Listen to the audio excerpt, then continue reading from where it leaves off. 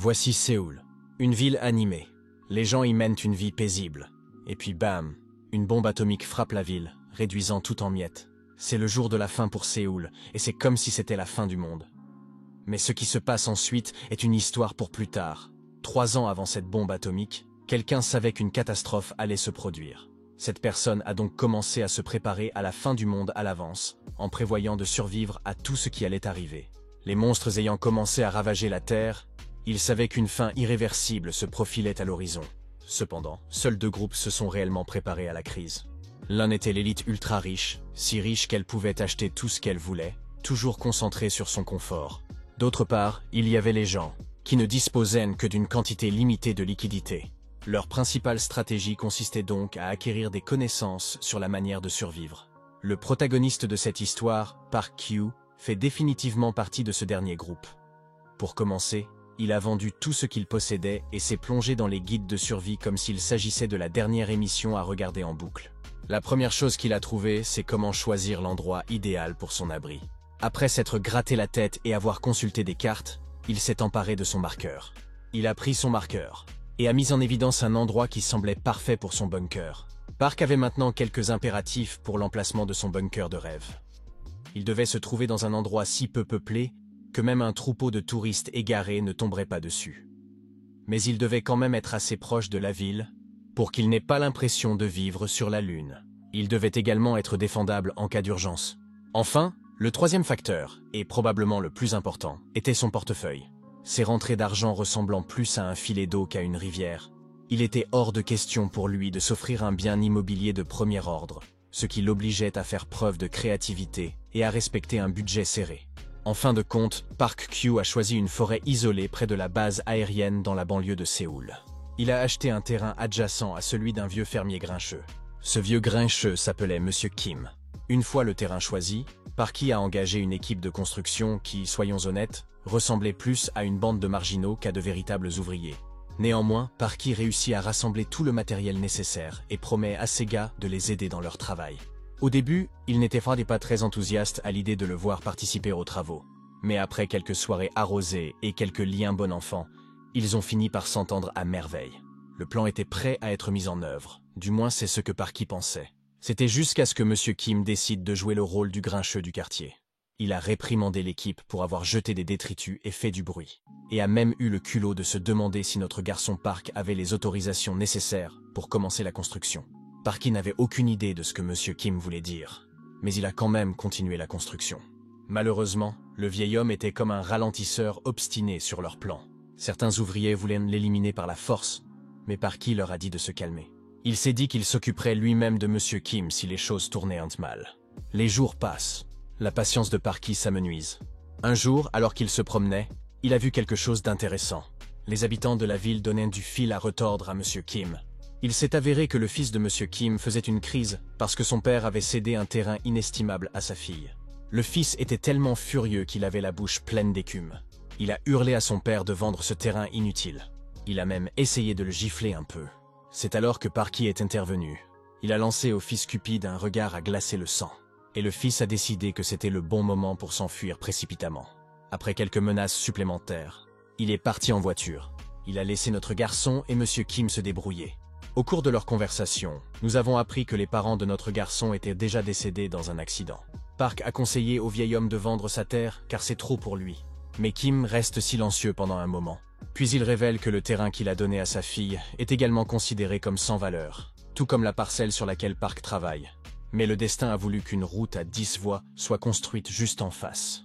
Et comme pour ce terrain, il ne peut pas vendre son terrain actuel, parce qu'il s'agit d'un lieu où il a gardé le souvenir d'une personne qui lui est chère, et il ne veut pas laisser ses souvenirs s'envoler. Après cela, il part. Et pour une raison ou une autre, il ne s'est plus jamais mêlé de la construction de notre garçon. Les jours passent. Et comme les saisons changent, le jour de la catastrophe arrive, frappant Séoul de façon inattendue. Même à la campagne, Park est pris au dépourvu par l'explosion. Alors que le grondement assourdissant emplit le ciel et que les sirènes de raid aérien annoncent à retardement la fin du monde, Park réalise que le cauchemar est désormais une réalité. Il court vers son bunker, complètement essoufflé. Monsieur Kim se précipite à sa suite. Il le supplie de l'aider à retrouver son fils, coincé à Séoul. Park a déjà vérifié les nouvelles sur son ordinateur portable. Il doit annoncer à Monsieur Kim la terrible nouvelle. Son fils est déjà parti. Monsieur Kim se tait, ne sachant que faire. Parky lui dit qu'une autre attaque est probablement imminente et lui conseille vivement de se réfugier dans le bunker. Mais le vieil homme se contente de secouer la tête et de dire qu'il ne quittera pas sa maison. Il se retourne et s'en va, laissant Park se préparer à la catastrophe imminente. Les klaxons retentissent à nouveau, et la catastrophe s'abat sur la ville sans crier gare. À l'intérieur du bunker, Park reçoit un appel téléphonique d'un employé nommé Wang Soo-ki. Mais alors qu'il allume son ordinateur, il aperçoit l'homme à l'extérieur. L'homme semble essayer de s'introduire dans le bunker, luttant contre Park pour se l'approprier. Nous découvrons également que Monsieur Kim s'est suicidé avant que la catastrophe ne se produise. De son côté, Park, déterminé à protéger son abri, saisit sa hache et se prépare à affronter l'intrus qui se trouve devant sa porte. Il sait que quiconque a survécu à cet apocalypse est désormais un ennemi potentiel. Avant d'assister à l'affrontement entre Park et son ennemi non invité, la scène bascule dans le passé.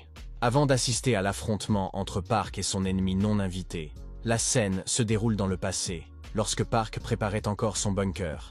Un jour, Park part à la chasse avec Monsieur Kim. Après avoir abattu leur cible, le vieil homme se vante fièrement de son passage dans les forces spéciales et des félicitations qu'il a reçues pour son adresse au tir. C'est alors que notre garçon apprend que ce vieil homme faisait autrefois partie des forces de défense. Et le fusil de chasse qu'il porte pourrait être très utile en cas d'apocalypse.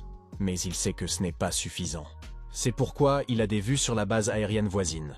Des soldats coréens et américains sont stationnés sur cette base. Cet endroit est un trésor d'armes stockées, ce qui est parfait pour survivre à une apocalypse. Parky a donc un plan simple en tête. Une fois que la bombe atomique aura explosé, il enfilera des vêtements de protection et pillera les fournitures et les armes de la base aérienne. Mais avant de pouvoir mettre son plan à exécution, il rencontre Wang Soo-kim. L'un des ouvriers qui a participé à la construction de son bunker, Wang Soo lui propose de lui vendre des armes. Il s'avère que Wang Soo était un gangster de la mafia chinoise. Il a quitté la mafia et est venu en Corée pour gagner honnêtement de l'argent en tant qu'ouvrier. Wang Soo révèle que de nombreuses personnes sont mortes à la suite d'attaques de monstres, et qu'aujourd'hui, beaucoup de gens dépensent de l'argent pour construire des abris. Parky réfléchit et finit par décide d'acheter quelques mauvais garçons pour lui-même. Le jour de la transaction est arrivé. Il s'avère que Wang Soo ne faisait pas partie de n'importe quel gang, mais des triades de Shanghai, et qu'il utilise ses anciennes relations pour faire passer la marchandise. Le gangster se montre enfin, et dit à Parky de ne pas bouger, pendant que son équipe apporte la marchandise. Pendant qu'ils attendent, Wang Soo révèle qu'il a une fille qui vient d'avoir 7 ans. Il rit en admettant qu'il ne sait pas d'où elle tient son caractère de fauteur de troubles. Alors qu'ils discutent, le camion de livraison arrive. Un homme décharge une boîte d'armes. Notre garçon constate qu'il y a 3 types de fusils d'assaut 56, 300 cartouches de 7U62 et 3 chargeurs. Parky saisit l'un des fusils. Il sait immédiatement qu'il s'agit d'une véritable affaire, d'une qualité irréprochable. C'est exactement ce dont il a besoin pour être prêt à faire face à tout ce qui l'attend. Les livreurs remontent dans le camion. Wang Soo murmure quelque chose en chinois à son équipe, ce qui passe au-dessus de la tête de Parky. Le gros homme se tourne alors vers notre garçon. D'un air effrayant, il s'approche de Parky et lui demande s'il va vivre seul dans ce grand bunker. À la façon dont il le dit, Parky devine qu'il prépare quelque chose de louche. Mais notre garçon ne se laisse pas intimider et répond simplement « Oui, je vais certainement vivre seul ». Il demande ensuite au gros si cela lui pose un problème. Park sent qu'il y a anguille sous roche. Il plonge discrètement la main dans son manteau et attrape l'arme qu'il garde cachée. Il demande au gros si cela lui pose un problème. Mais ce dernier se contente de rire en disant qu'il n'y a rien de mal. Il lui dit alors qu'il peut s'installer dans le bunker s'il le souhaite, puisqu'il sait exactement où il se trouve. Wang Soo commence à s'éloigner en disant que ce n'est pas la peine, qu'il se rend en Chine pour voir sa fille une fois le travail terminé et qu'il ne reviendra probablement pas. Il rassure Parky en lui disant qu'il aura toujours les munitions et les chargeurs une fois le paiement effectué. Sur ce, Wang Soo démarre en trombe. Au moment présent, alors que les klaxons retentissent, Park reçoit un appel téléphonique de Wang Soo. Il regarde dehors et voit Fatty debout près du bunker, une hache à la main. Parky est persuadé qu'avec le début du bombardement, Wang Soo a besoin d'armes pour rester. Wang Soo a besoin d'armes pour rester, ce qui fait de ce bunker un refuge parfait pour lui. Il finit par répondre à l'appel de Fatty. Et le gros type avide lui dit « Il a apporté les chargeurs et les munitions et attend dehors ». En entendant cela, Parky prend sa hache et se dirige avec assurance vers l'entrée du bunker. Comme son ennemi est venu seul, notre garçon se dit qu'il peut le maîtriser facilement. Lorsqu'il se retrouve face à face, Wang Soo ne perd pas de temps. Wang Soo ne perd pas de temps. Il s'élance sur Parky avec sa hache. Mais mon gars esquive l'attaque et donne un coup de hache en représailles. Ce seul coup a suffi à trancher la gorge du gros lard comme un porc. Et avec un deuxième coup à la tête, Wang Su n'est plus qu'un tas de sang. Wang Su commence à demander grâce. Il s'agrippe aux jambes de Parky et supplie qu'on le laisse vivre. Mais mon gars lui fait comprendre qu'il n'en est pas question. Même s'il épargnait Wang Su maintenant, ce dernier se viderait de son sang jusqu'à ce qu'il perde connaissance. Wang Su, voyant l'écriture sur le mur, donne à Parky le feu vert pour l'achever. Et c'est ainsi que la vie de Wang Su prend fin. La vie de Wang Su prend fin. Soudain, le téléphone de Wang Su sonne. Parky s'accroupit rapidement, fouille dans les poches de Fatty et en sort le téléphone. C'est un appel de la fille de Wang Su en Chine. Il lit son message, dans lequel elle demande à son père de rentrer bientôt à la maison. Mais avant que Parky ne puisse s'attarder sur ses émotions, les sirènes se remettent à hurler et il n'a pas le temps de se laisser aller à des sentiments inutiles. Après 29 jours de bombardement, les niveaux de radiation ont atteint des sommets. Parky se rend à la base aérienne à la recherche d'armes. Quand il entre à l'intérieur, il est époustouflé par la quantité d'armes, de quoi armer une armée privée. Il regarde autour de lui et voit les corps brûlés. Il réalise que même si Wang Su avait survécu pour voir ce jour, il n'aurait pas vécu assez longtemps pour retrouver sa fille. Car personne ne peut survivre à cet endroit malsain. Dans la scène suivante, Parky bricole avec des matériaux limités, essayant de fabriquer des jouets. Il regarde une émission sur son ordinateur pour se guider. Il s'avère que la vidéo ne date pas d'avant la guerre. Elle a été téléchargée sur une communauté en ligne appelée Viva Apocalypse. Un riche technicien a mis au point un réseau satellite appelé Galaxy Link, qui permet aux survivants de se connecter et d'interagir sur Internet, alors que la vidéo se termine. La tentative de Parky de fabriquer un mouton jouet n'est pas tout à fait réussie. Et cela commence à l'effrayer. Cela fait 1 an que la guerre nucléaire a commencé. Les ogives et les frappes aériennes ont cessé. Mais il y a maintenant une recrudescence de monstres dans divers endroits, et le gouvernement ne sait pas comment s'y prendre. La normalité semble être un rêve lointain, et avec le nombre croissant de réfugiés, les bunkers sont de plus en plus attaqués. Les propriétaires de ces bunkers disparaissent chaque jour, probablement à cause des attaques des réfugiés. Tout le monde a commencé à se retourner contre les autres, et plus personne ne veut s'approcher de son bunker. Le sens de la communauté s'est dissous dans un chaos de méfiance et de peur. Parky a également fait une décision intelligente en bloquant un certain Defender. Ce dernier avait récemment gagné le titre de chasseur humain au sein de la communauté. Après le début de la guerre, il a commencé à publier des preuves de ses meurtres brutaux. Non pas pour s'amuser, mais pour servir d'avertissement à tous ceux qui osèrent pénétrer sur son territoire. Lorsque Parky a débloqué Defender, il a découvert que ce type était un tueur en série. Il traquait tous ceux qui se trouvaient à proximité. À peu près au même moment, Parky a reçu une nouvelle dévastatrice. Son utilisateur préféré, Non337, qui avait l'habitude de poster des vidéos sur la fabrication de jouets pour ses enfants, avait également été ajouté à la liste des utilisateurs hors ligne à long terme. Près de 395 jours se sont écoulés depuis le début de l'apocalypse, et l'hiver s'est installé. Les gens cherchent à savoir si quelqu'un est encore en vie, mais il semble qu'il y ait désormais plus de membres hors ligne que de membres actifs.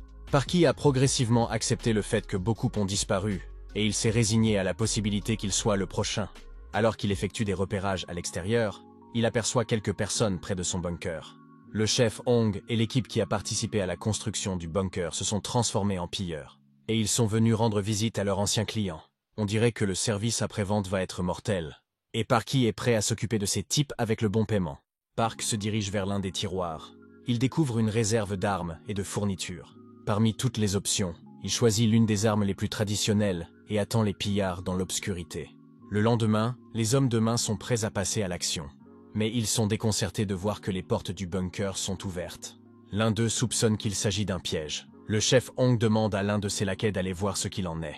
Les 2 laquais avancent prudemment. Ils découvrent bientôt des boîtes de cigarettes. Le laquais fait rapidement son rapport, notant que quelque chose ne va pas. Le chef Hong demande s'ils sentent des cadavres en décomposition à l'intérieur. Le laquais commence à renifler. Affirmant qu'il ne détecte rien de tel. Mais le chef Hong insiste pour qu'il continue à fouiller attentivement. C'est alors que Parky tombe d'en haut. Il donne un puissant coup de pied à l'un des hommes de main, qui s'écrase sur son propre camarade. L'autre goon commence rapidement à tirer des rafales. Mais Parky lance rapidement sa fidèle hache avec précision. Avant que l'autre voyou ne puisse réagir, Parky lui assène une solide correction. Parky lui assène un solide coup de pied. Puis il récupère sa hache. Sans aucun sentiment de compassion, il la lève bien haut. Et l'abat sans pitié sur son adversaire. Pendant ce temps, le chef Hong est toujours dehors, criant pour savoir s'il y a quelqu'un dans le bunker. Entendant l'agitation, Parky décide de sortir.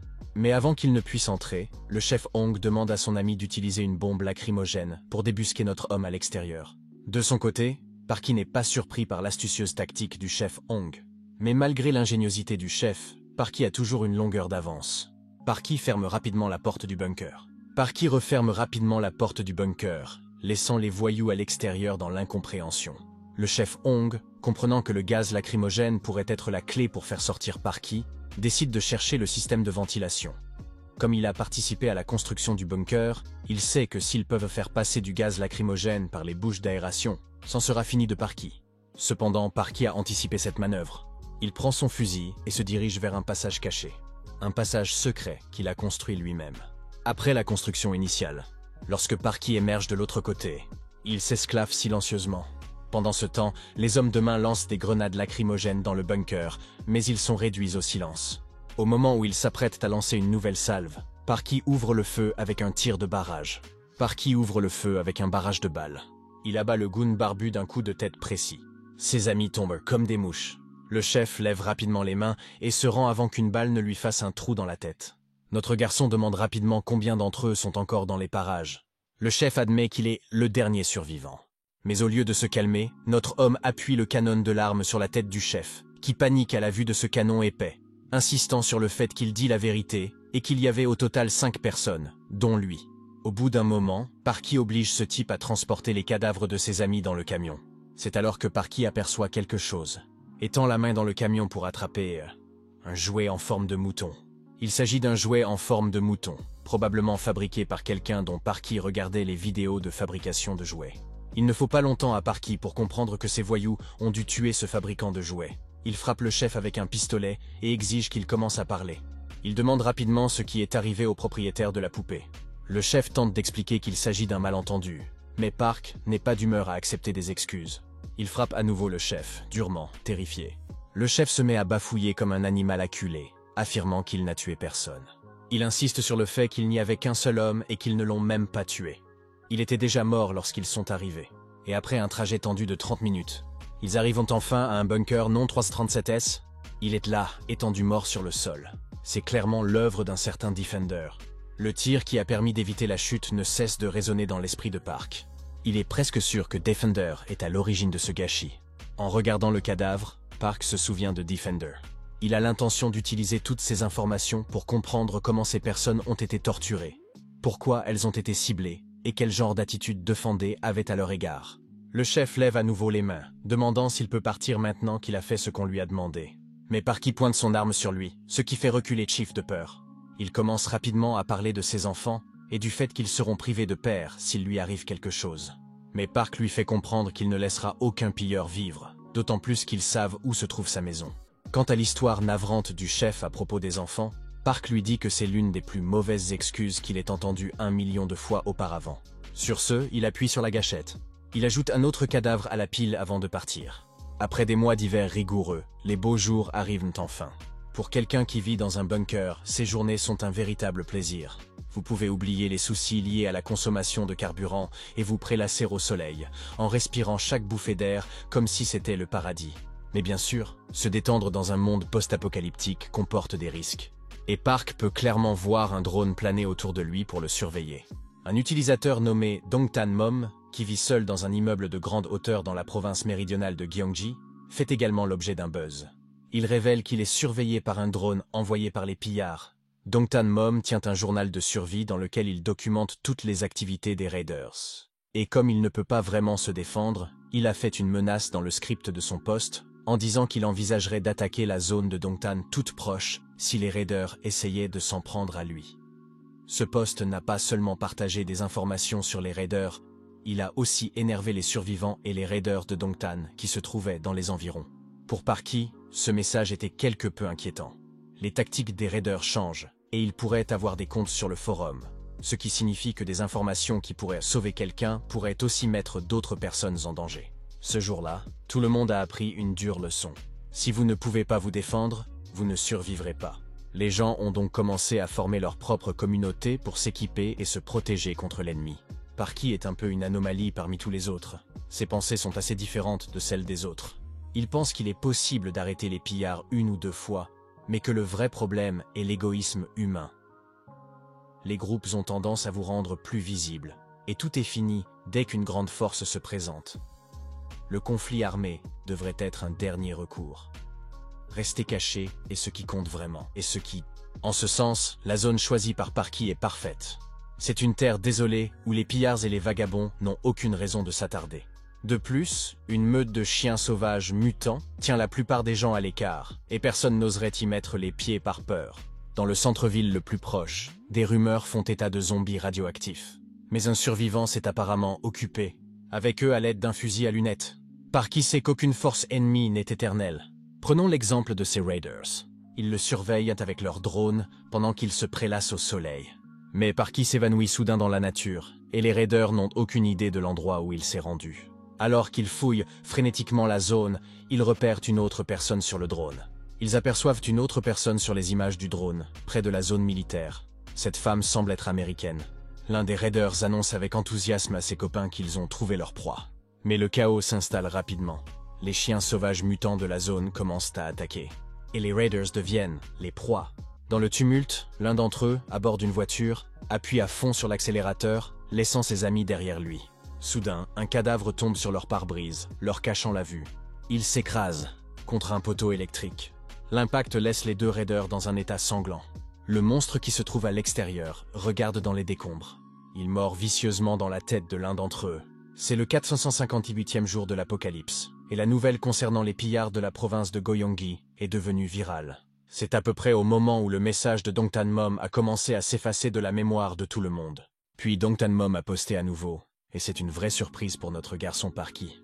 Il a d'abord pensé qu'il s'agissait d'un nouveau coup d'éclat pour attirer l'attention. Il a admis qu'il vivait à Gwangyo, et non à Dongtan, et qu'il y avait au moins 5 personnes à sa porte. Il supplie tous ceux qui se trouvent à proximité de l'aider, et dit que si personne ne vient le sauver, il va tout faire sauter. La plupart des gens ont pensé qu'il s'agissait d'un nouveau message de troll, car Dongtan Mom avait déjà été étiqueté comme une personne cherchant à attirer l'attention dans la communauté. Lorsque les pillards ont finalement pénétré dans sa chambre, Dongtan Mom était en larmes, et fidèle à sa parole, a tout fait sauter. Elle a tout fait sauter. Le défenseur des tueurs en série a également posté un message à propos d'une explosion massive près de Gwangyo, se demandant si l'agaçante Dongtan Mom, qui cherche à attirer l'attention, est enfin morte pour de bon cette fois-ci. Parky voit ce message et pense que Defender se cache peut-être dans les environs de Gwangyo, ce dont il prend note. Mais il a un autre problème. Une maman soldat, qui a abattu son drone d'un seul coup de feu. Parky sort pour vérifier la zone près de son bunker.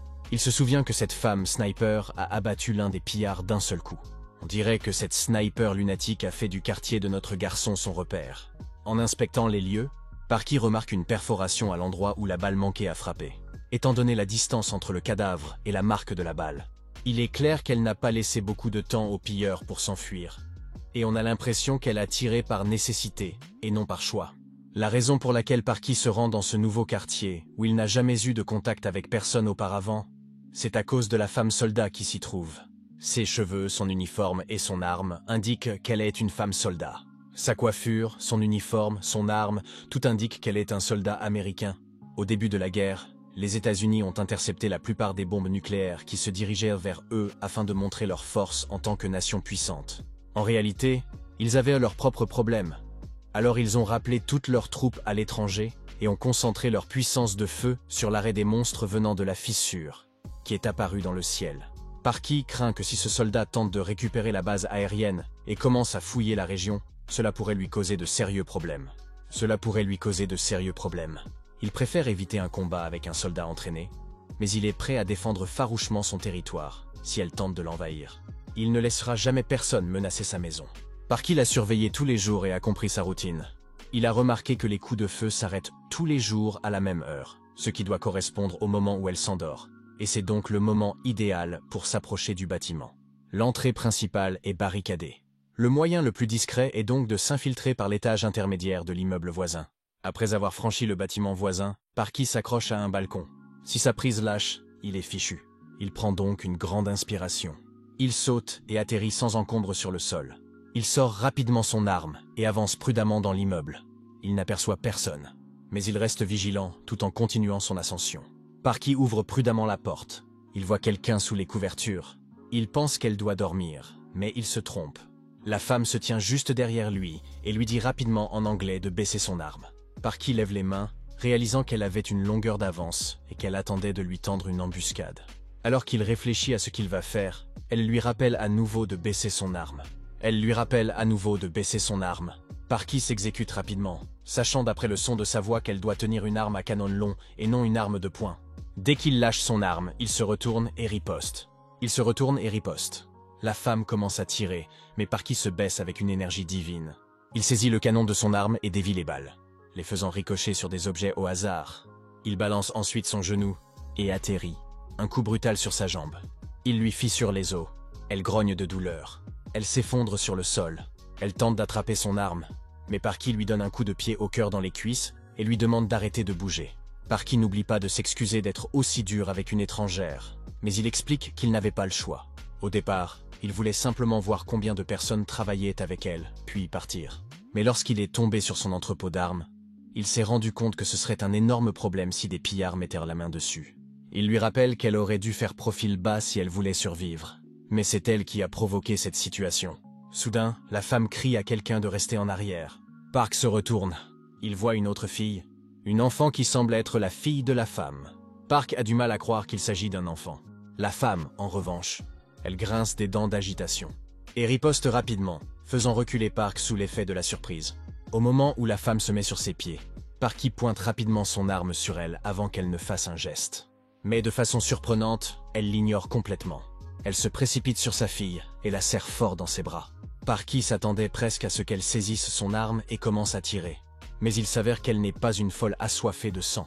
Il est clair qu'elle est juste désespérée et dépassée, coincée dans un pays étranger et essayant de protéger sa fille. Parky lui arrache l'arme des mains.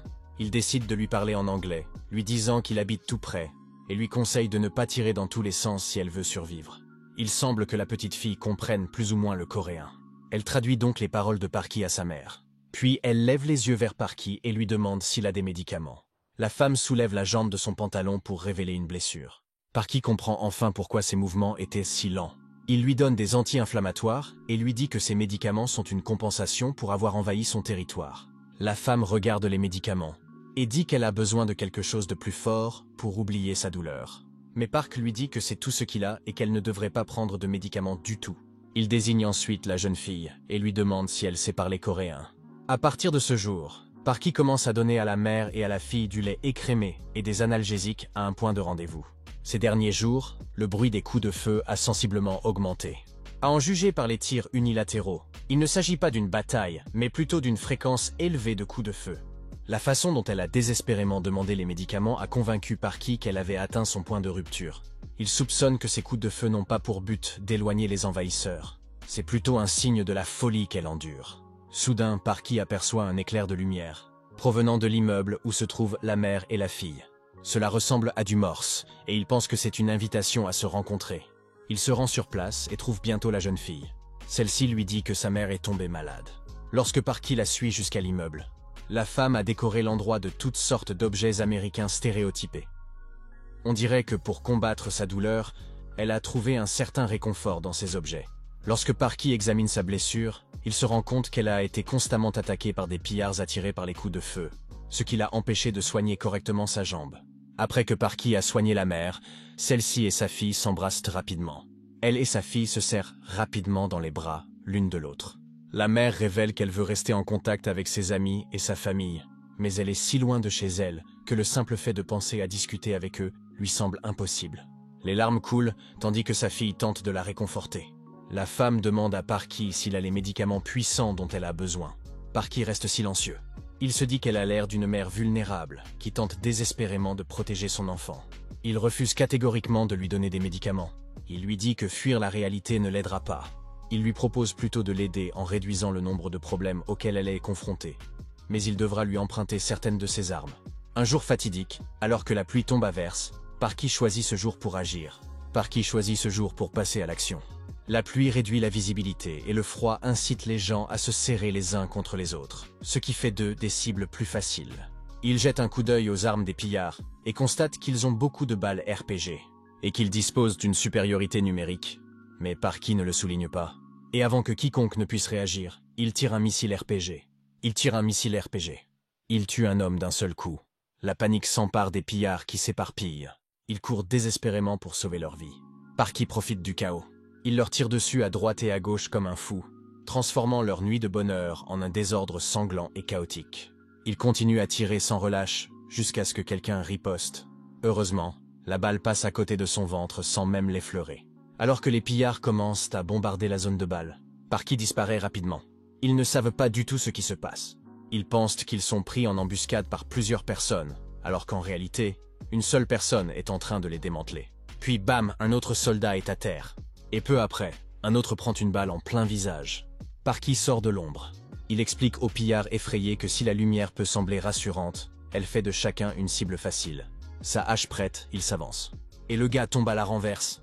Il est en train de regarder sa propre mort en face. Parky donne un coup de hache et l'envoie là où il le mérite. Après avoir nettoyé les pillards, Parky invite la femme et sa fille dans son bunker. La petite fille, curieuse, demande pourquoi les toilettes sont à l'air libre, ce qui énerve un peu Parky, qui lui dit simplement de rester près de sa mère. Mais la fillette continue de fouiller dans les tiroirs, ce qui énerve Parky. Néanmoins, une fois qu'il a soigné sa jambe, il lui dit qu'il a suivi les instructions de la vidéo. Et qu'elle devrait être en bonne santé. Mais même après avoir été soignée, la dame se sent toujours mal à l'aise. Parky voit bien qu'elle a encore mal, et s'il a soigné ses blessures physiques, il n'y a pas de remède miracle pour un cœur brisé. C'est alors que ses yeux se posent sur son ordinateur portable.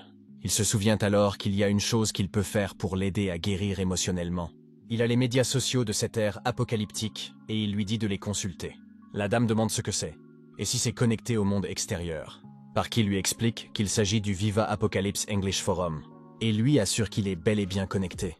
Elle commence rapidement à taper sur le clavier, et lorsqu'elle reçoit une réponse, elle s'illumine de joie d'avoir enfin pu parler. Elle s'illumine de joie à l'idée de pouvoir enfin parler à un Américain. C'est une petite connexion, mais qui a du sens pour elle. Le temps passe. Un ancien développeur de jeux a créé un jeu de décoration de sapins à succès. Le sapin de Parky est vide parce qu'il n'est pas très connu. Mais les arbres des utilisateurs plus populaires sont décorés avec des commentaires et des décorations.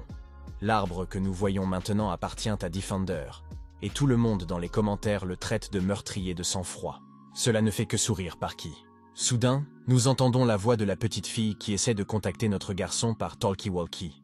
La petite fille révèle que sa mère, Rebecca, dort et qu'elle veut emprunter l'ordinateur portable de Parky plus tard pour faire le compte à rebours de la nouvelle année avec les Américains. Plus tôt, lorsque Rebecca et Sue se sont rendues visite pour la première fois, elles ont échangé leurs noms. Rebecca s'est présentée ainsi que sa fille Sue, et lorsqu'elles ont demandé à notre garçon comment il s'appelait, il n'a pas donné son nom coréen. Et leur a dit de l'appeler Skelton, parce qu'il préférait éviter les erreurs de prononciation de la part des Américains. Depuis ce jour, Sue l'appelle Skeleton. Lorsqu'elle lui souhaite un joyeux Noël, il se sent réchauffé, et répond par le même joyeux Noël enthousiaste. Il leur souhaite de rester en sécurité. Alors que Parky regarde son sapin vide, le système annonce qu'un ornement a été ajouté par un certain John Ninan. Ce nom lui dit quelque chose, ce qui le surprend, car il ne s'attendait pas à le revoir.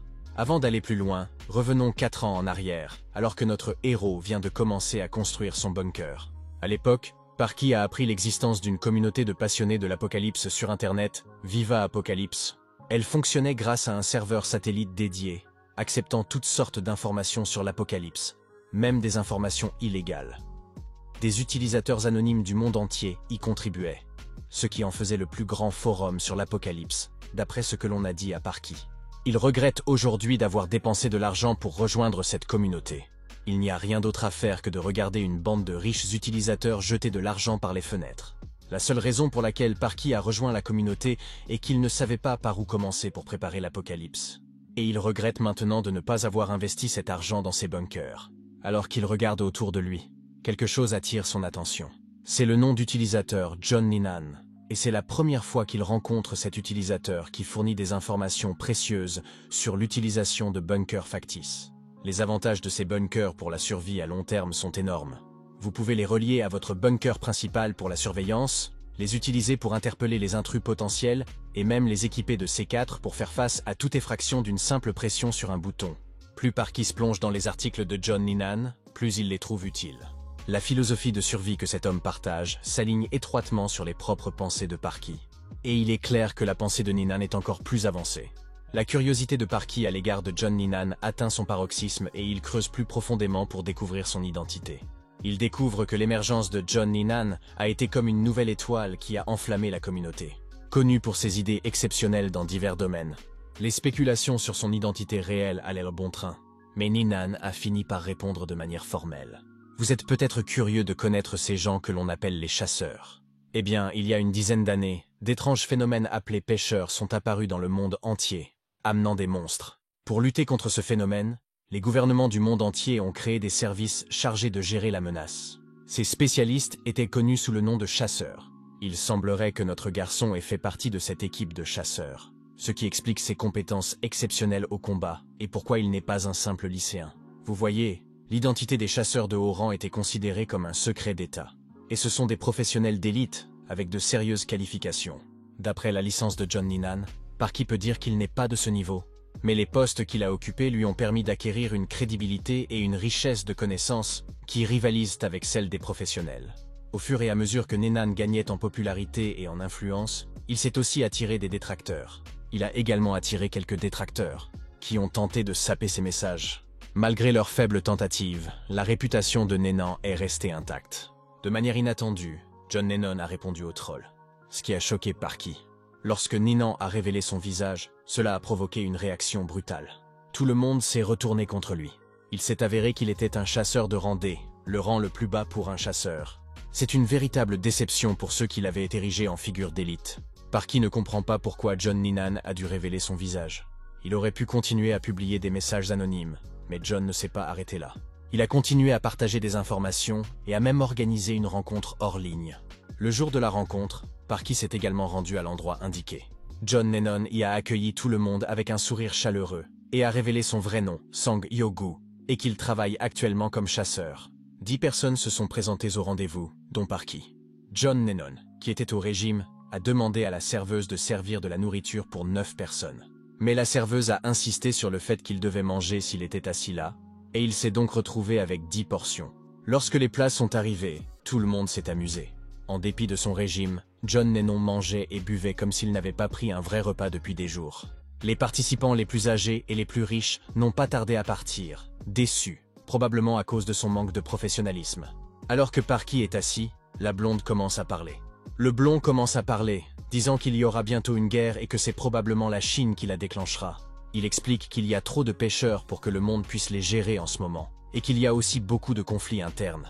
Il semble que notre garçon soit tout simplement déçu d'entendre cela, car les informations que John Lennon a partagées étaient quelque chose que les gens auraient pu comprendre, même s'ils n'étaient pas des chasseurs. Et c'était presque une demi-année en arrière. La blonde demande alors à chacun de se présenter. Lorsque la blonde demande à Parky où en est la construction du bunker, notre garçon explique qu'il a eu quelques problèmes et qu'il a du mal à trouver une entreprise digne de confiance pour installer un réservoir de carburant. Parky ne s'attendait pas à ce qu'il connaisse quelqu'un, compte tenu de son manque de compétences et de relations. Mais Parky est choqué lorsque la blonde lui propose de l'aider à trouver quelqu'un. John déclare avec assurance qu'il peut trouver quelqu'un pour l'aider à résoudre le problème du réservoir d'essence s'il passe quelques coups de fil. Il compose rapidement un numéro et contacte son patron. Il lui a demandé s'il connaissait quelqu'un qui travaillait sur les réservoirs de carburant. C'est ainsi que Park s'est retrouvé avec des réservoirs de carburant installés dans son bunker. Malgré une première impression désastreuse, Park a été surpris de constater que John était un homme très utile. Il ne restait plus que 401 jours avant le début de l'apocalypse. La dernière réunion à laquelle Park a assisté comptait environ 90 personnes. Mais au fur et à mesure que le nombre augmentait, les conversations devenaient moins pertinentes. Park décide donc de ne plus y participer. Cependant, John a pris Park à part, pour une discussion privée avant que notre garçon ne puisse partir. Après bien des efforts, la blonde a fini par demander « Serais-tu chasseur par hasard ?» Il a révélé qu'il avait déjà vu notre garçon quelque part et qu'il était curieux de savoir s'il était chasseur. Dans un premier temps, Parky décide d'éluder la question, mais il finit par confirmer qu'il est chasseur. Dès que John Lennon l'apprend, il disparaît sans dire un mot. Il disparaît sans dire un mot. La foule commence à s'agglutiner autour de John, lui rappelant que même des journalistes attendent de l'interviewer, alors qu'ils essaient de le pousser à l'intérieur. Le journaliste arrive, et toute la foule pousse John à l'intérieur avec elle. Parky regarde John disparaître avec la foule, et c'est la dernière fois qu'il le voit en personne.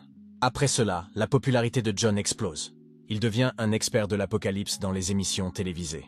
Il crée même sa propre agence de conseil en préparation à l'apocalypse, Viva Apocalypse a été la clé de son succès. Il est devenu une figure importante de la communauté, et beaucoup le considèrent comme un gourou. La célébrité d'Owen Lennon s'est accompagnée de son lot de problèmes. Malgré sa popularité croissante, il a dû faire face à un examen minutieux de la part du forum. Il a fait l'objet d'un examen minutieux de la part des détectives en chambre et des cyber-experts du forum. Ces derniers ont fouillé dans ses antécédents et l'ont accusé d'avoir plagié l'Euroboard. En conséquence, la personnalité soigneusement construite de John a volé en éclats. Il devient rapidement un paria au sein de la communauté. Le personnage autrefois admiré est tombé en disgrâce, sa réputation démantelée par ceux-là même qui l'avaient autrefois vénéré. Plutôt que de lutter contre les allégations, John a posté une réponse brève mais tristement célèbre. Cette réponse est devenue légendaire au sein de la communauté Viva Apocalypse. En véritable utilisateur de Discord dégénéré, il a simplement répondu « ta mère ». Et c'est ainsi que la fin tragique du célèbre John Lennon s'est produite. Nous sommes maintenant de retour dans le présent, où notre homme est toujours en train de regarder son sapin de Noël. Les accusations portées contre John Lennon se sont pour la plupart estompées depuis la chute des bombes. Mais il est toujours curieux de savoir pourquoi John essaie d'entrer en contact avec lui. Il se demande s'il ne s'agit pas d'un imposteur, mais il y a toujours une chance que ce soit le vrai John Lennon.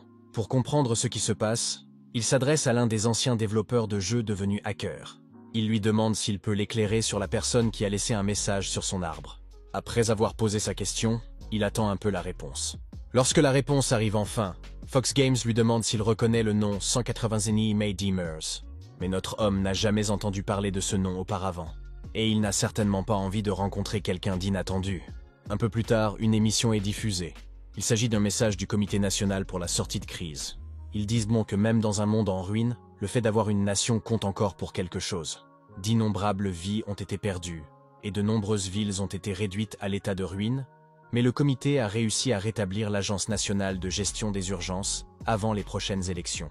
Le directeur Sang-Hoon Lee, chargé des secours en cas de catastrophe, serait toujours en vie. Malgré cela, Parky sait qu'il n'y a pas beaucoup d'espoir. Ce n'était qu'une question de temps avant que les choses ne basculent complètement. Malgré tout, il prépare 3 jours de rations et d'eau et décide de partir. Il veut profiter au maximum des ressources de l'État tant qu'il le peut. Après tout, s'installer près d'une ville faisait partie du plan dès le départ. Il est donc prêt à partir visiter la ville de Séoul. 1 an et demi après le début de l'apocalypse, il est prêt à visiter la ville de Séoul. Voir sa ville bien aimée en ruine le frappe de plein fouet. Il éprouve un mélange de nostalgie et de mélancolie à la vue de tout ce qui a été détruit. Il y a aussi un peu de soulagement à voir que certaines personnes s'accrochent encore. En marchant dans la ville, il voit des soldats de secours brûler des piles de corps. Ils les réduisent en cendres. Il se dirige vers le bâtiment, où se trouve le Comité national de sortie de crise. Une fois à l'intérieur, il fait face à la réceptionniste et lui dit carrément qu'il est là pour voir le directeur Sang-Hoon Lee. Pour faciliter les choses, il montre son permis de chasse et lui fait savoir qu'il est Gyu Park, de l'époque de l'académie militaire. Avec un sourire, il conclut en espérant qu'elle transmettra le message au réalisateur. Le Comité national pour le dépassement de la crise, ou NCOC en abrégé, a pour mission de gérer et de restaurer le pays. Il est composé de militaires coréens, de membres de l'administration et d'anciens diplômés de l'Académie militaire des chasseurs. Sang-Hoon Lee, ancien chasseur et actuel directeur des secours en cas de catastrophe, est à la tête de l'organisation. Lorsque notre homme arrive, la réceptionniste lui demande de patienter pendant qu'elle contacte le directeur. Mais il se dit que le directeur ne le rencontrera probablement pas de toute façon. Il décide donc de se faufiler pendant qu'elle est distraite. Alors qu'il s'apprête à passer à l'action, un officier s'approche de lui et lui rappelle la situation actuelle sur le front, où les batailles s'intensifient et où toutes les personnes valides sont nécessaires pour défendre le pays. Park soupire et refuse catégoriquement, rappelant à l'homme qu'il est déjà à la retraite. Vous voyez, Park comprend très bien la situation sur la ligne de front. Étant donné la nature de cette guerre, la qualité est bien plus importante que la quantité. Au lieu de choisir n'importe qui comme avant, l'armée veut maintenant recruter des individus en meilleure santé. Mais pour lui, tout cela n'a aucune importance, puisqu'en fin de compte, ils ont l'impression d'envoyer les gens à la mort. Et il n'a pas l'intention de marcher vers sa propre disparition. L'officier rappelle rapidement à notre homme qu'il est un ancien chasseur. Alors comment se fait-il qu'il refuse l'offre? En entendant cela, le visage de Park se fige de frustration. Il s'avère que c'est un membre du comité, Darum Kim, qui a fait la demande. Ce nom le surprend. Il n'avait jamais imaginé que Darum Kim ferait partie du comité. Nous retournons dans le passé. Nous voyons Darum Kim et notre homme ensemble. Notre homme la réconforte.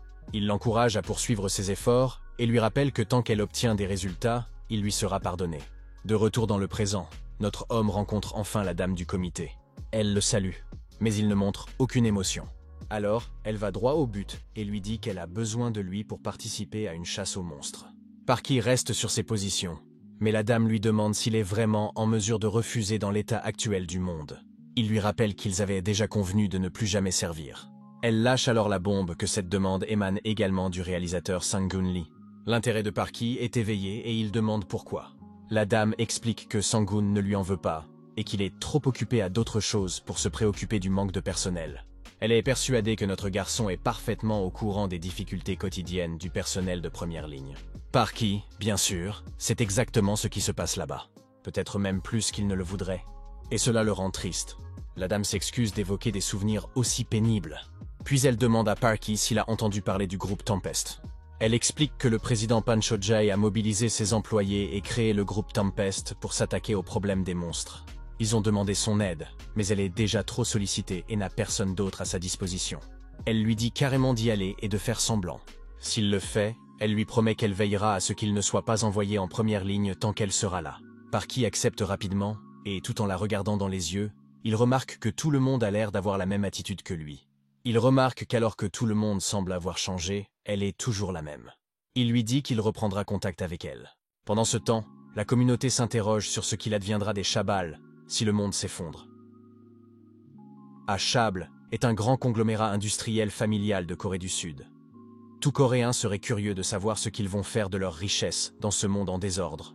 La découverte de la cachette du président du groupe Seokju, Park Chil-ju, a permis de répondre à ces questions. Il s'avère qu'ils ont construit tout un écosystème à l'intérieur des murs. Leur choix était clair, vivre une vie paisible. Parky trouve fascinant qu'avec des actifs de plusieurs milliers de milliards, il soit possible de faire quelque chose comme ça. Abandonner le groupe et le statut construits au cours d'une vie pour protéger sa vie et ses proches est un choix rationnel dans un monde qui s'effondre. Certains ont choisi une voie différente, et le président Pancho-Jay est l'un de ces riches qui ne veut pas abandonner ses employés et son usine. C'est pourquoi il a créé ce groupe connu sous le nom de Tempest Group. L'emploi de notre garçon au sein du groupe Tempest est fixé à 1 mois après sa rencontre avec Darm Kim. Le siège de Tempest, conçu et construit par des architectes britanniques de renommée mondiale, a malheureusement été interrompu par des explosions nucléaires et des coupures d'électricité. C'est pourquoi il doit prendre un ascenseur exigu pour se rendre au 55e étage. Et l'air vif et froid le fait souffrir. Lorsque Parky arrive devant la salle du conseil d'administration, il se souvient qu'à l'époque, cet endroit était réservé à l'élite. En entrant dans la salle, il remarque que tout le monde est assis comme d'habitude. Le président Pancho-Jay ne prend même pas la peine de se retourner. Un homme à lunettes s'approche de Parky et lui révèle qu'il sait que Parky a été chasseur. Notre garçon le salue promptement, et l'homme va droit au but en demandant le grade de Parky. Le jeune homme est un peu surpris de voir que cet homme ne s'est même pas donné la peine de respecter les formalités, mais Parky affirme qu'il était un chasseur de déranque. L'homme aux lunettes s'enquiert alors des expériences passées de Parky, qui se contente de raconter tout ce qu'il a imaginé, car la plupart de ses dossiers ont été détruits de toute façon, et personne ne peut dire s'il a menti. Une fois que l'homme a fini d'établir le profil de Parky, il lui dit d'attendre à l'extérieur. Pour l'instant, tout ce qu'il a à faire, c'est de jouer le jeu et de se fondre dans la masse, comme Durham le lui a demandé. À ce moment-là, une femme s'approche de Parky et lui dit qu'elle a entendu dire qu'il était chasseur. Parky confirme. Elle explique qu'un groupe de zombies est apparu près d'une usine du groupe Tempest. Ils ont rassemblé quelques personnes pour réagir, mais il y a des limites à ce que des non-professionnels peuvent gérer. Ils ont donc demandé un soutien militaire au comité. Malheureusement, la plupart des personnes qui protégeaient l'usine sont mortes. Elle trouve ironique que, même dans une situation aussi grave, des gens soient des sacrifiés pour le bien de l'entreprise. Elle se demande quel genre de gloire ils pensent tirer de leur loyauté envers l'entreprise dans un monde en ruine. Pour elle, ils ont perdu la tête. Elle lui prend les mains et lui révèle que son père, Chang Soo-ji, est toujours à l'usine et le supplie de le sauver. Elle lui promet de lui rendre l'appareil par tous les moyens, à condition qu'il lui ramène son père. À ce moment-là, l'homme aux lunettes appelle Parky et lui dit de le suivre. Lorsque Parky demande où ils vont, l'homme lui répond simplement qu'il le saura bien assez tôt. Avant de le suivre, Parky accepte de l'aider et lui dit qu'il fera de son mieux. Il l'avertit toutefois de ne pas s'attendre à des miracles puisque les chasseurs ne sont pas des dieux. Tout allait bien jusqu'à ce que notre garçon se retrouve seul dans le bunker à survivre. Je n'aime pas vraiment ces trucs politiques. Faites-moi savoir ce que vous en pensez jusqu'à présent. Il y a aussi des sauts temporels à la con qui peuvent aussi être déroutants. Parky réfléchit à la façon dont l'économie coréenne dépend de ses routes maritimes. Certaines entreprises ont réussi à s'accrocher, mais leur chute semble inévitable à cause des monstres. Le groupe Tempest ne fait pas exception à la règle. Il est impressionné par leur arsenal, qui comprend des chars de 3,5 générations. Il est clair que lorsque les richissimes décident de se constituer une armée personnelle, ils ne s'en privent pas. Alors que Parky admire l'impressionnante installation, un homme s'approche et salue ses aînés. Un homme s'approche et salue ses aînés. Ce nouveau venu se présente sous le nom de Sang-min Park. Ce nouveau venu se présente comme Sang-min Park, un ancien chasseur et membre du Congrès qui supervisera l'opération. Parky trouve intriguant qu'il soit au Congrès alors qu'il n'a même pas plus de 40 ans. C'est logique, cependant. Être un chasseur est un élément de CV en vogue de nos jours. C'est pourquoi Sang-min a probablement été élu en tant que membre du Congrès. Une fois tout le monde réuni, Sang-min Park propose de déployer toutes les troupes dès le début. Mais quelqu'un fait remarquer qu'il y a des milliers de zombies à l'usine et mentionne que c'est Sang-man qui a repoussé l'opération d'1 mois. Sang-man explique que ce retard est stratégique. D'après leurs recherches, les zombies ont une durée de vie limitée. Les zombies de l'usine devraient donc être affamés ou presque. Les monstres de type nécromancien ne seront pas une grande menace sans leurs spires zombies, et ils devraient pouvoir s'en sortir avec leur réservoir. Tout le monde est impressionné par cet aperçu de la durée de vie des zombies. Ils se tournent alors vers Panchoji, le président du groupe Tempest, et lui demandent son avis. Panchoji réfléchit un instant, et dit que tant qu'il s'en occupe rapidement, cela ne le dérange pas du tout. Sang-man Park est un homme très convaincant, et même Parky trouve impressionnante la facilité avec laquelle il a conquis tous ses salarymen. Sang-min se tourne ensuite vers Parky et lui demande son avis sur le plan. Parky prend un moment, puis il déclare sans embâche qu'il pense qu'ils sont à côté de la plaque. Cela irrite Sang-min. Mais Parky continue, expliquant que lorsque les zombies sont sur le point de mourir de faim, ils entrent dans un état d'hibernation pour réduire leur métabolisme. C'est vrai, mais les zombies meurent sans nutriments. L'usine reçoit régulièrement de la chair humaine fraîche, c'est pourquoi Parky pense qu'il faut trouver un autre plan. Parky se fiche que le plan actuel échoue, et que tout le monde se retrouve en difficulté. Il préfère ne pas être blâmé pour cela plus tard. Il est déterminé à fixer la limite maintenant pour maintenir sa vie tranquille, sans responsabilité et recluse. Il n'est pas non plus d'accord avec le déploiement de chars d'assaut, car les zombies sont sensibles aux sons et aux odeurs. L'utilisation de chars d'assaut leur sonnerait la cloche du dîner. De plus, l'envoi de toutes les troupes ne semble pas non plus être une décision intelligente. Toutes ces bombes de vérité de la part de Parky sont clairement en train d'irriter Sang-min. Il se sent agité et rappelle avec suffisance à Parky que personne n'a besoin de ces informations provenant d'une encyclopédie en ligne. Mais avant qu'il ne puisse terminer sa tirade, Parky lui coupe l'herbe sous le pied en lui disant que 90% d'une bataille se joue dans la planification. Et que si leur plan est si mauvais, il n'y a plus d'espoir pour personne. Sang-min est finalement poussé à bout et demande à Parky s'il regarde de haut un membre du Congrès, le maudissant pour ses propos orduriers. Parky reste toujours aussi calme, se fichant éperdument de quelqu'un qui ne fait que parler. Il a déjà réussi à convaincre Chang Soo-jae, et c'est ce qui compte vraiment. La femme de tout à l'heure était sa fille, et la priorité de Parky est de sauver son père. Il pose une main sur l'épaule de Sang-min. Lorsque Parky donne le signal, Sang-min doit partir rapidement, car il sait que la mission va échouer, et qu'il ne doit pas perdre sa vie inutilement. Le jour arrive enfin où Sang-min, têtu, exécute son plan bancal, et c'est la pagaille totale. Les zombies pullulent, les chars sont débordés, les mitrailleuses n'arrivent pas à suivre.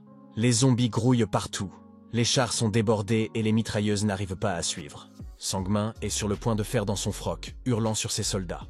Mais il est clair qu'ils sont foutus. Les monstres qui sortent des portails sont tout simplement trop énormes pour les chars. Dès qu'un monstre semblable à une divinité apparaît, Parky dit à Chang Soo-jae qu'il n'y a pas d'autre solution. Parky dit à Chang Soo-jae que c'est le signal et qu'il doit sortir rapidement. Les humains ne sont pas encore faits pour affronter ces bêtes. Après la mission, Parky retourne voir Dorim Kim. Elle le félicite d'avoir joué le rôle, et elle est presque sûre que cela va faire entendre raison au président, qui a suivi des plans erronés. Elle mentionne ensuite que le président voulait rencontrer Parky et se demande s'il a une idée de la raison de cette rencontre. Mais il est certain que le président veut un remplaçant pour Sang-min Park. Qui a eu l'idée d'un plan aussi dangereux? Lorsque Parky rencontre enfin le président, il le salue rapidement. Le président révèle qu'il a examiné la carrière de Parky et qu'il est très impressionné. Il y a même des rumeurs selon lesquelles le prestigieux Sang-hoon Lee ne ferait pas le poids face à Parky. D'autant plus que Parky avait dans son équipe les légendaires sauveurs Han Min-kaf et Aye In-na. Le président demande alors à Parky s'il souhaite le rejoindre, ce que Parky savait déjà en grande partie. Il met donc rapidement ses couverts de côté et se lève pour partir. Mais le président continue, expliquant qu'il est déterminé à récupérer l'usine. Bien qu'il soit né hors mariage et qu'il ait peu de chances d'hériter de l'entreprise, il a réussi à le faire. Même si tout le monde lui répète que le monde est en ruine et que tout cela ne sert à rien, il pense qu'il est temps de relever le défi pour l'avenir de ces centaines d'employés et de leurs familles. C'est pourquoi il ne peut pas abandonner et qu'il est prêt à tout pour trouver une méthode permettant de vaincre ces monstres. Parky comprend d'où vient la force de caractère du président et comment il a été capable de diriger son peuple malgré les obstacles. Même quelqu'un d'aussi détaché émotionnellement que Parky peut ressentir l'impact d'une telle détermination. Alors, même si elle sait que les choses risquent de mal se terminer, Parky accepte de l'aider. En fin de compte, la mission de l'usine du groupe Tempest échoue. Mais Parky est soulagé de voir que Shang Suji, le père qu'il avait promis de sauver, ne fait pas partie des victimes. Cela confirme que l'appel de sa fille n'a pas été vain. Le groupe Tempest dans son ensemble n'a pas tout à fait échoué dans sa mission. Le président Pancho J a réussi à retrouver ses employés après être devenu un zombie. À une époque où de nombreuses personnes fortunées ont abandonné leurs responsabilités et se sont retirées derrière des murs fortifiés, les efforts de Pancho J sont remarquables. Il a dirigé ceux qui croient encore en lui et continue à les guider, même au milieu d'un monde où lui et ses employés se sont transformés en zombies. Dans la scène suivante, on voit une dame qui donne des miettes de pain à un joli chaton. Parky s'en aperçoit et lui demande rapidement d'arrêter. Il lui dit que cela peut être dangereux. La dame ne dit rien. Elle se lève et commence à s'éloigner. Parky nous explique que beaucoup d'accidents sont dus à des erreurs qui auraient pu être évitées. Il appelle cela l'incident de la maman chat, ce qui est un peu un signe d'avertissement pour lui. Il poursuit en disant que cela peut paraître fou aujourd'hui, mais qu'à l'époque où le gouvernement chinois existait encore, la Corée du Sud a dû envoyer une unité de chasseurs pour s'occuper des monstres venant de Chine. Les monstres étaient liés à ces portes. Lorsque les portes sont apparues pour la première fois en Inde, ce fut un désastre, et rapidement. D'autres pays d'Asie du Sud-Est et la Chine ont également été durement touchés, et la Corée a été la prochaine sur la liste. Pendant son séjour en Chine, Parky a attrapé un rat d'égout surdimensionné. C'est ainsi qu'il a découvert d'étranges mutations chez les créatures vivant près des portes d'entrée.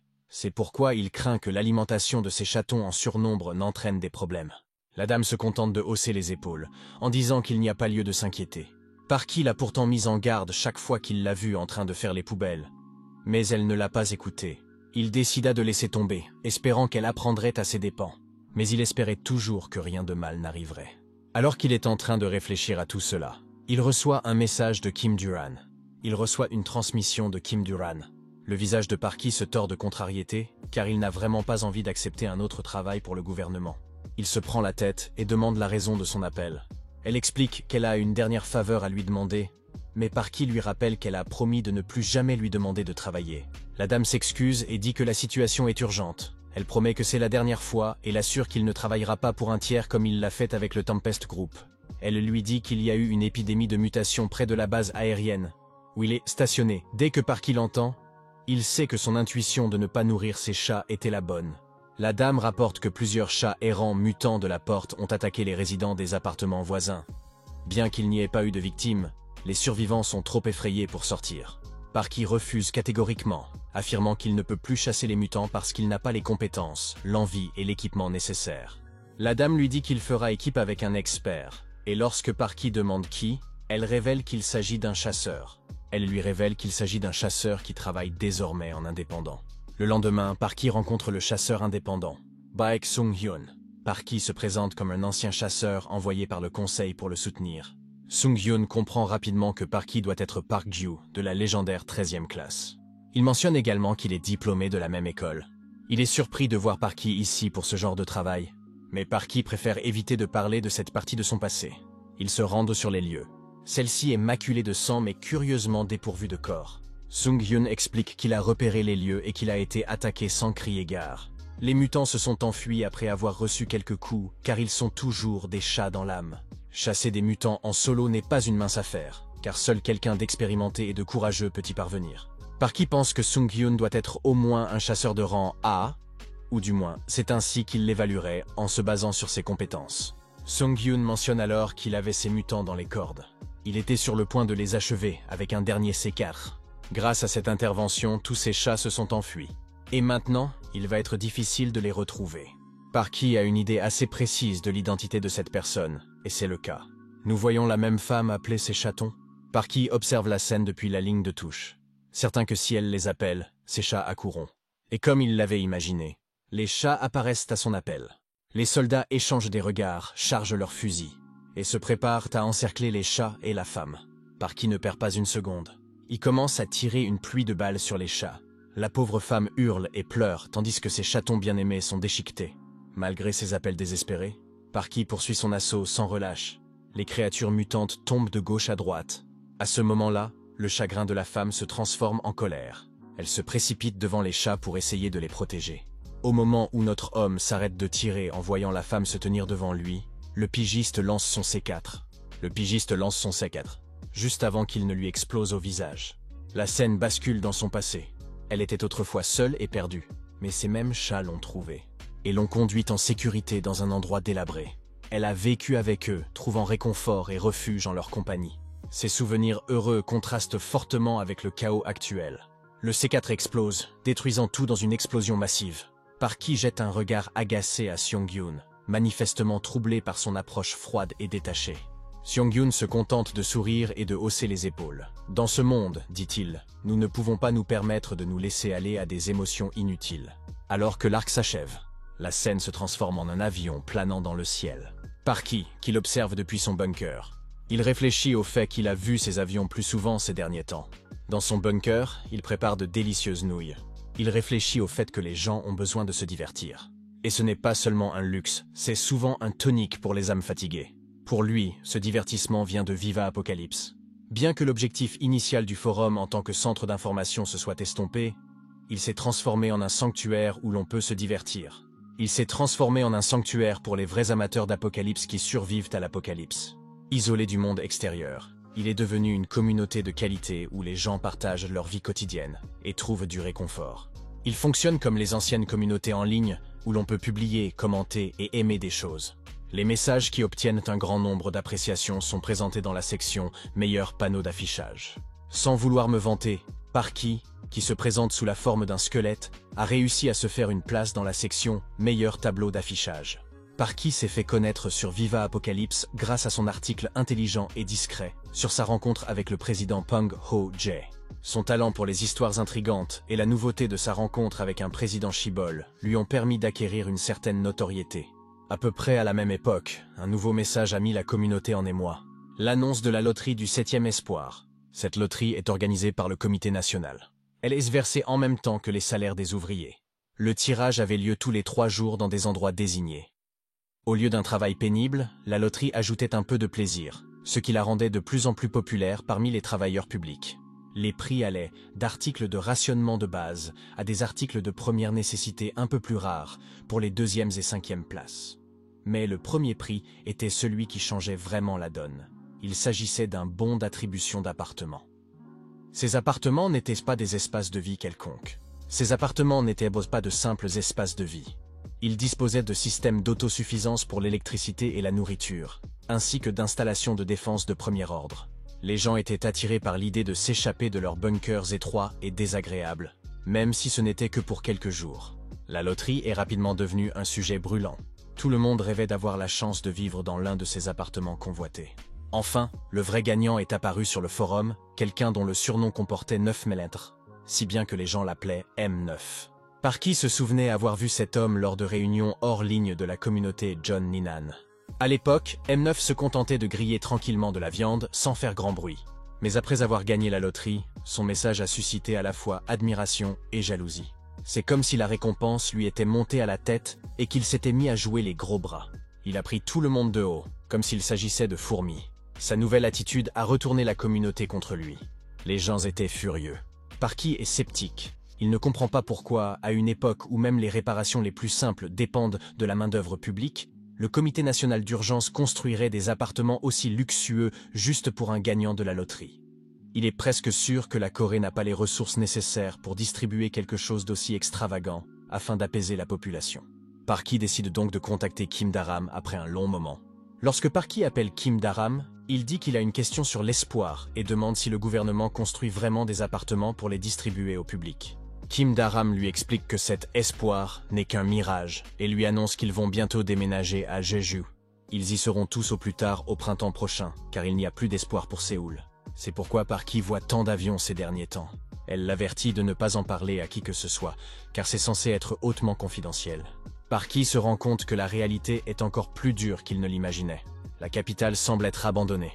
Même s'il n'est pas à Séoul, la vie dans le bunker est étrange. Il n'y a pas de réelle distinction entre le jour et la nuit. Les mêmes repas monotones et les mêmes soucis s'accumulent. Pourtant, il se sent un peu soulagé de ne pas être à Séoul et de ne pas devoir mourir seul. Parky regarde à nouveau le message du gagnant de la loterie et se demande s'il devrait partager ce qu'il sait, même si Dharam lui a expressément dit de ne rien révéler. Il se dit que s'il révèle la vérité sur l'espoir et la reconstruction nationale, qui ne sont que des paroles en l'air, son message fera le buzz instantanément. Finalement, il décide de se taire. Il laisse l'abandon de Séoul se poursuivre. Au lieu de cela, il se concentre sur l'agriculture biologique et achète un kit de culture en intérieur. Après l'avoir acheté, il jette un sac rempli de marchandises au vendeur. Dans ce monde post-apocalyptique, les cigarettes ont plus de valeur que l'or pour les fumeurs. Alors que les travailleurs font la queue pour recevoir leurs rations quotidiennes et leurs récompenses, une agitation éclate à proximité. Une agitation éclate à proximité. Quelques personnes regardent de haut ceux qui font la queue, se sentant manifestement supérieurs. Une femme leur fait remarquer qu'elle ne comprend pas pourquoi ils agissent de façon si hautaine, puisqu'ils vivent avec les mêmes rations que les autres. Alors que les fauteurs de troubles s'éloignent, un homme explique à Parky ce qui se passe. Il explique que ces gens sont les futurs résidents de l'espoir et qu'ils ont provoqué des remous ces derniers temps. Ils ont commencé à former leur propre groupe et agissent maintenant comme s'ils faisaient partie d'une classe privilégiée. Soudain, une femme annonce que la distribution des rations est terminée. Les gens qui font la queue se plaignent, disant qu'ils n'ont toujours pas reçu leur part. La femme leur dit sévèrement de partir parce que la distribution allouée à chaque région a été réduite.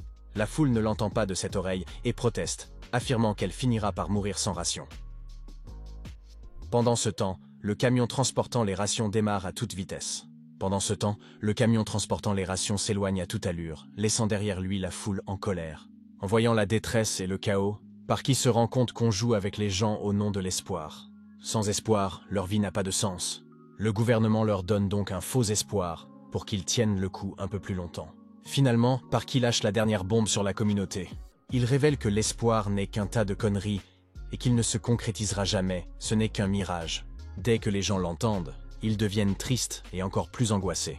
Cette série est folle. C'est comme une collection de bribes de vie aléatoires tirées des expériences de notre garçon, sans véritable continuité. La scène suivante nous ramène dans le passé, où notre garçon a finalement renoncé à son métier de chasseur. L'un de ses amis lui crie dessus, lui demandant pourquoi il part et lui rappelant que ce sera très dur sans lui. Il le supplie de revenir, lui promettant de parler aux autorités et de lui accorder une pause. Il doit juste endurer cela une fois, et les choses deviendront sûrement plus faciles. Il lui fait remarquer qu'en s'accrochant et en restant, il enferme ses subordonnés dans cet enfer et les empêche de s'en sortir. Depuis ce jour, tous ceux qui sont allés sur le champ de bataille savent que tout est fini. Finalement, Kyung-min décide d'arrêter de le harceler et lui dit simplement qu'il pleut beaucoup dehors et qu'il devrait prendre un parapluie. La frustration de Kyung-min est évidente, et Parky peut entendre la tension dans sa voix. En partant, Parky dit à son ami de faire en sorte de survivre dans cet enfer. Depuis qu'il a laissé ses camarades derrière lui, Parky vit seul dans son bunker. Même s'il est parvenu jusqu'ici, ses pensées n'ont pas changé. Il est convaincu que l'extinction de l'humanité ne peut être stoppée. Le désespoir accablant, les frissons et ce sentiment de désespoir absolu ne se sont pas dissipés. Tous ses efforts ne sont plus que des tentatives désespérées pour s'accrocher un peu plus longtemps. Alors qu'il parcourt la communauté, un certain Keystone mentionne qu'il y a des tremblements de terre dans la partie sud de Paju. Cela rappelle des souvenirs à notre garçon. Si vous ressentez des tremblements de terre localisés près d'une porte, cela indique généralement l'émergence d'une espèce géante, tout en attrapant son vélo.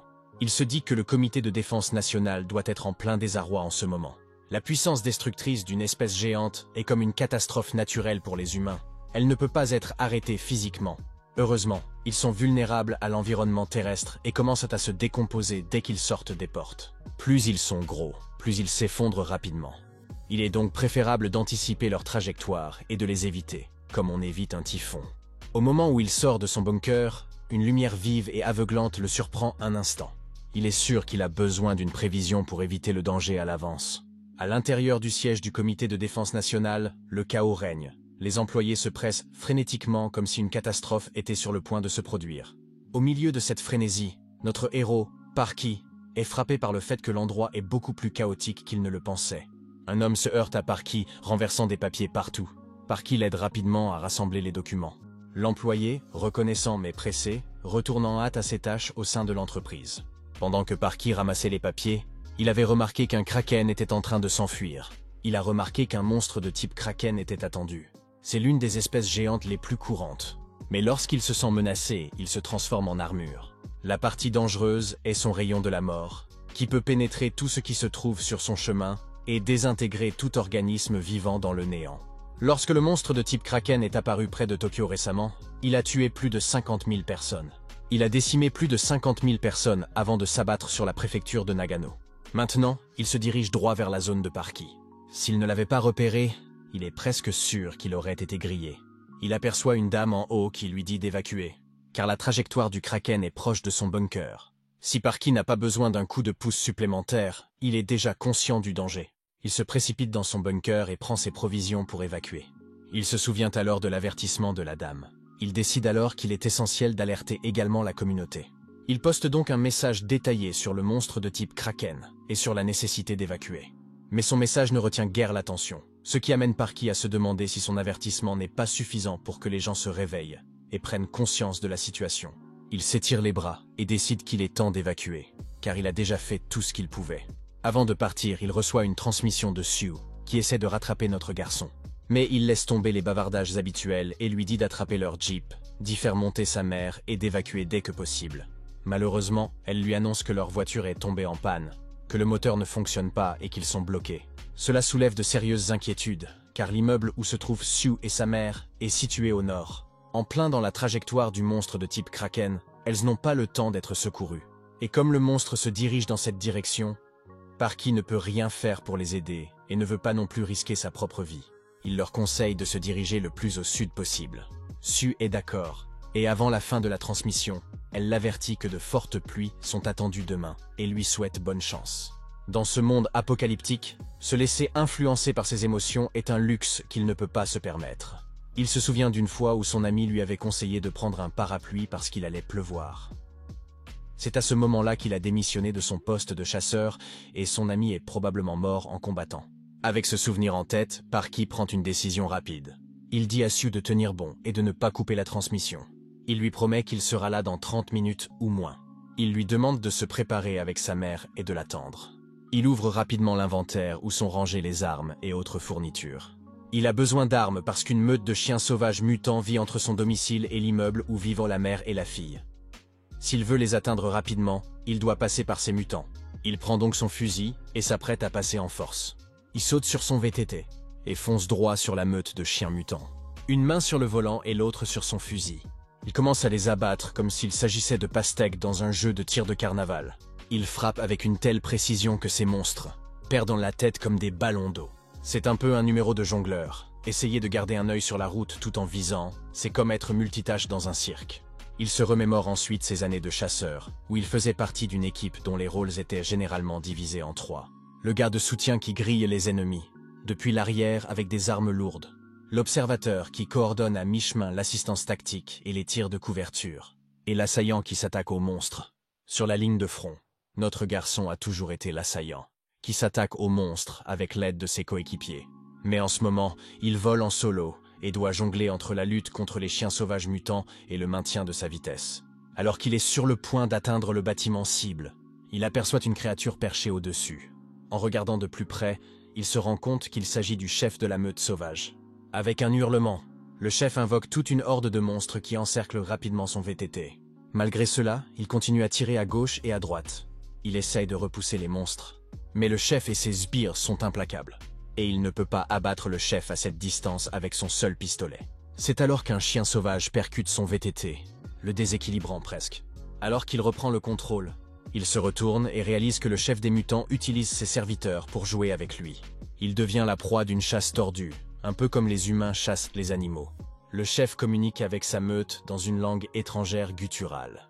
Et notre homme est surpris par la façon dont cette bête dirige ses sous-fifres avec des hurlements.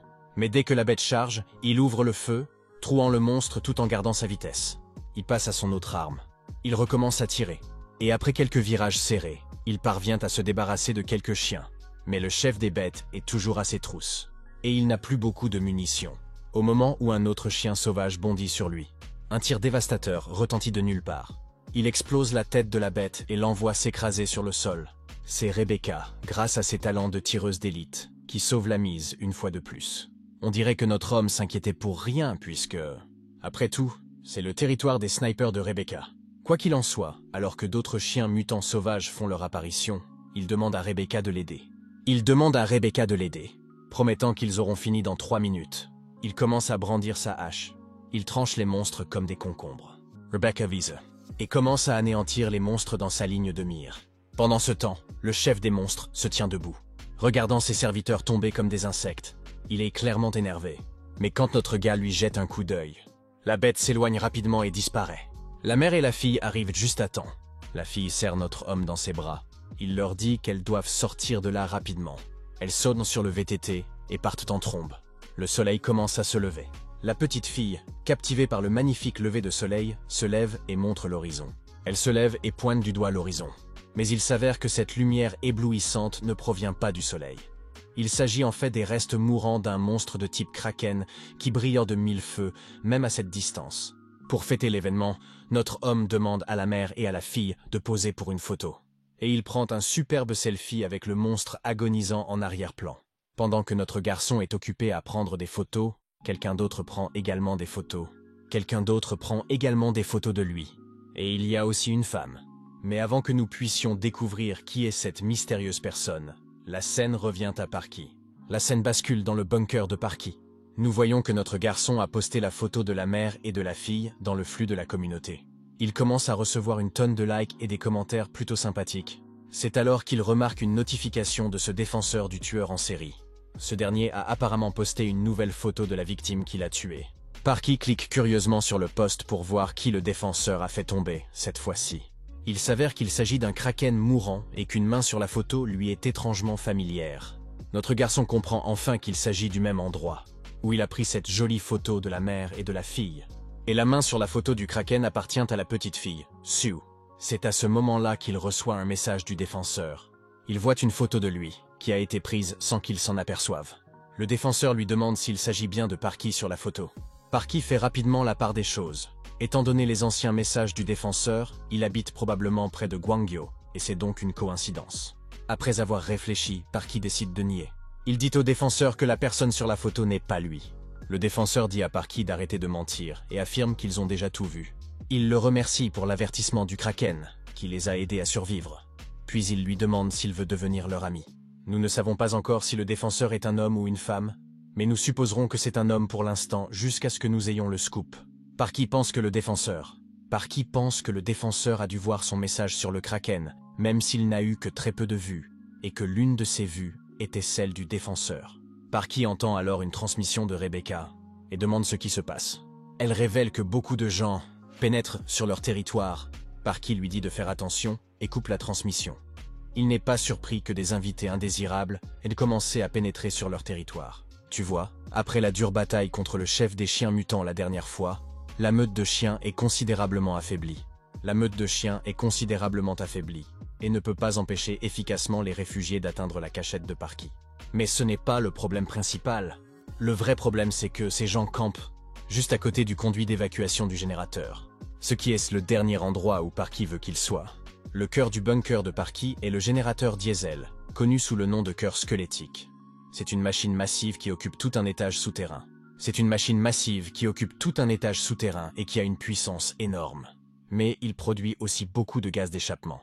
Une maison dont la fumée s'échappe de la cheminée laisse penser que quelqu'un cuisine à l'intérieur. Si Parky fait fonctionner le générateur et que les gaz d'échappement commencent à sortir, les réfugiés découvriront l'emplacement de son bunker. Mais s'il éteint le cœur squelettique, l'énergie du bunker et le confort de la maison qu'il procure disparaîtront. Dans la chaleur étouffante de l'été, si la nourriture contenue dans le congélateur se dégèle et se détériore, ces plans de survie soigneusement élaborés seront réduits à néant. Étant donné que les réfugiés n'ont pas l'air d'un groupe de pillards, Parky décide d'essayer de résoudre ce problème. Par le dialogue. Alors qu'un vieil homme aux cheveux blancs dit à tout le monde d'installer leur base, Parky arrive avec son fusil et se met en route. Parky arrive avec son arme et lui dit qu'il s'agit d'une propriété privée. Il suggère qu'il serait préférable que tout le monde s'en aille. Les yeux du vieil homme se fixent sur le gros fusil de Parky. Une femme derrière lui prend la parole, disant qu'en cas de crise, peu importe à qui appartient la terre, mais le vieil homme la fait taire et dit à Parky de ne pas s'inquiéter. Il dit qu'ils font partie de l'équipe de pionniers. Il exhibe même un permis de pionnier. Parky pense que ce noyau de pionniers lui est familier. Il se souvient d'un article qu'il a lu dans la communauté. Le gouvernement avait déplacé un groupe de personnes dans les grandes villes pour la reconstruction urbaine. Lorsque cela n'a pas fonctionné, les personnes dites inutiles ont été rejetées à la périphérie sous le nom de noyau pionnier, composé principalement de personnes plus âgées. En bref, à mesure que la capacité d'accueil des villes détruites diminuait, les personnes restées sur place ont été rejetées à la périphérie sous l'apparence de pionniers. Même s'ils ne sont pas encore des pillards, Parky leur dit qu'ils ont 3 jours pour nettoyer et partir. Le vieil homme s'énerve et insiste sur le fait qu'ils sont sanctionnés par l'État. Parky lui rappelle que l'État dont il parle n'existe plus, et qu'ils n'ont donc pas besoin de respecter la loi et de rester ici. Mais les 3 jours passent, et le lendemain, à l'aube, il n'y a aucun signe de leur départ. Le vieil homme précise qu'il ne partira pas sans ordre du quartier général. Il explique en outre que s'ils quittent la zone pionnière qui leur a été attribuée, les rations destinées à leurs familles restées en ville seront supprimées. Ils veulent juste rester quelques semaines. C'est alors qu'une femme plus âgée intervient et se met à mendier. Elle plaide que tous ceux qui sont ici sont des malheureux abandonnés par leur famille, en raison de leur âge et expulsés par le pays. Elle insiste sur le fait qu'ils ne veulent pas faire de mal. Elle met même quelque chose dans la main de Parky en signe de bonne volonté. Parky finit par céder à leurs exigences. Son bunker est désormais sombre, chaud et humide. Il ne sait plus quoi faire. Il envisage même de les tuer tous, mais il ne veut pas blesser des innocents sans raison. Il se tourne alors vers son ordinateur portable, dans l'espoir de trouver une solution.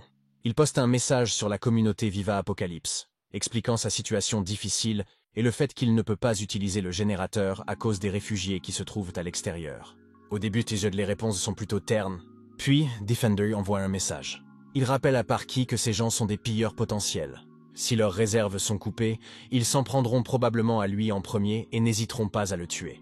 Parky n'est pas trop surpris par cette réponse, car elle est assez habituelle de la part de quelqu'un comme Defender. Mais même s'il déteste l'admettre, il est un peu d'accord avec Defender. Il va quand même devoir les surveiller encore un peu avant de passer à l'action. Quelques jours plus tard, Parky rencontre un membre du forum. Pendant qu'ils discutent, Parky lui explique qu'il s'agit de Kyle Dawes, l'un des rares utilisateurs normaux de Viva Apocalypse. Kyle mentionne qu'il a trouvé quelque chose d'intéressant dans une montagne voisine. Alors Parky décide d'aller voir. Lorsqu'ils atteignent enfin l'endroit, Kyle indique une chose qui ressemble à un char d'assaut. Parky ne tarde pas à reconnaître qu'il s'agit d'une capsule. Ou, comme il le dit, cette chose est leur œuf. Nous ne savons toujours pas à qui appartient cet œuf. Le chapitre se termine abruptement sur cette note étrange.